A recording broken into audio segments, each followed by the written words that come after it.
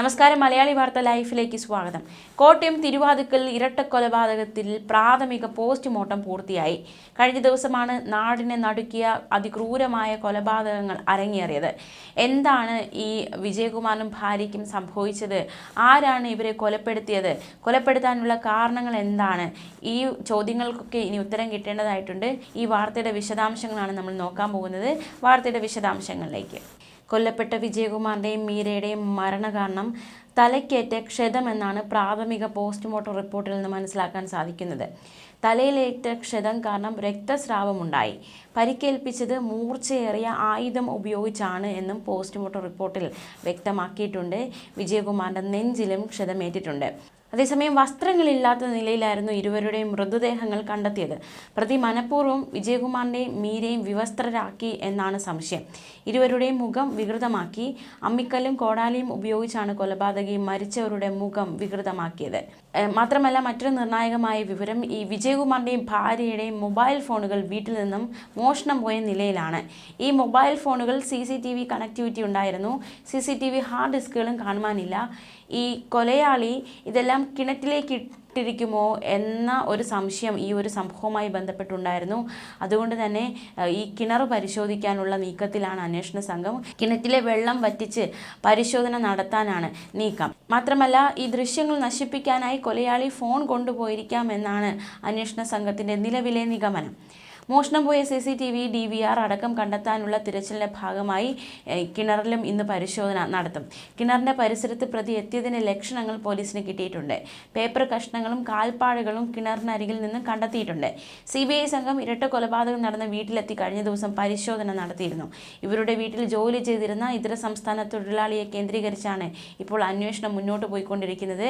നേരത്തെ വീട്ടുജോലിക്കായി നിന്നിരുന്ന ഇയാളെ മൊബൈൽ മോഷണത്തിൻ്റെ പേരിൽ വിജയകുമാർ വീട്ടിൽ നിന്നും പറഞ്ഞു വിട്ടിരുന്നു. ഇതിൻ്റെ വൈരാഗ്യത്തിലാണോ കൊലപാതകം എന്ന ഒരു സംശയം കഴിഞ്ഞ ദിവസം മുതൽ തന്നെ നിലനിൽപ്പുണ്ട്. ആ രീതിയിലാണ് അന്വേഷണം നടക്കുന്നത്. എന്തായാലും ഈ വീട്ടിലെ CCTV ദൃശ്യങ്ങൾ കണ്ടെത്തുക എന്ന ശ്രമത്തിലാണ് പോലീസ് ആയിരിക്കുന്നത്. ഈ വീട്ടിലെ CCTV ദൃശ്യങ്ങൾ അത് ഹാർഡ് ഡിസ്ക് അടക്കം മോഷണം പോയിട്ടുണ്ട്. അപ്പോൾ തീർച്ചയായിട്ടും അതൊരു വലിയ വെല്ലുവിളി അന്വേഷണത്തിന് തീർക്കുന്നുണ്ട്. ഈ വീടിൻ്റെ പരിസരത്തെയും സമീപത്തെയും ഒക്കെ CCTV ഫുട്ടേജുകൾ പോലീസ് പരിശോധിക്കുകയാണ്. ആസൂത്രിതമായാണ് കൊല നടത്തിയതെന്ന നിഗമനത്തിലാണ് പോലീസ്. വിദേശത്ത് ബിസിനസ് ചെയ്യുകയായിരുന്ന വിജയകുമാർ പിന്നീട് നാട്ടിലേക്ക് താമസം മാറുകയായിരുന്നു. മകളും മകനും ഭാര്യയും ഉൾപ്പെടുന്നതായിരുന്നു വിജയകുമാറിൻ്റെ കുടുംബം. മകൻ അപകടത്തിൽ മരിച്ചു. ഡോക്ടറായ മകൾ അമേരിക്കയിലാണ്. കോട്ടയത്ത് പ്രമുഖമായ ഇന്ദ്രപ്രസ്ഥം ഓഡിറ്റോറിയം ഉടമ കൂടിയാണ് വിജയകുമാർ. വിജയകുമാറിൻ്റെയും ഭാര്യ മീരയുടെയും മൃതദേഹങ്ങൾ സ്വകാര്യ ആശുപത്രിയുടെ മോർച്ചറിയിലേക്ക് മാറ്റിയിട്ടുണ്ട്. വിദേശത്തുള്ള മകൾ നാട്ടിലെത്തിയ ശേഷം മാത്രം ആയിരിക്കും സംസ്കാര ചടങ്ങുകൾ നടക്കുക. മകൻ അസ്വാഭാവിക രീതിയിൽ മരിച്ച വിഷയത്തിൽ CBI അന്വേഷണം വേണമെന്ന വിജയകുമാറിൻ്റെ ആവശ്യം ഹൈക്കോടതി അംഗീകരിച്ച് 2 മാസങ്ങൾക്കുള്ളിലാണ് വിജയകുമാറും ഭാര്യ മീരയും കൊല്ലപ്പെട്ടത്. 8 വർഷം മുൻപ് മകൻ കൊല്ലപ്പെട്ട വിഷയത്തിൽ ഇക്കഴിഞ്ഞ ഫെബ്രുവരിയിലാണ് ഹൈക്കോടതി CBI അന്വേഷണത്തിന് ഉത്തരവിട്ടത്.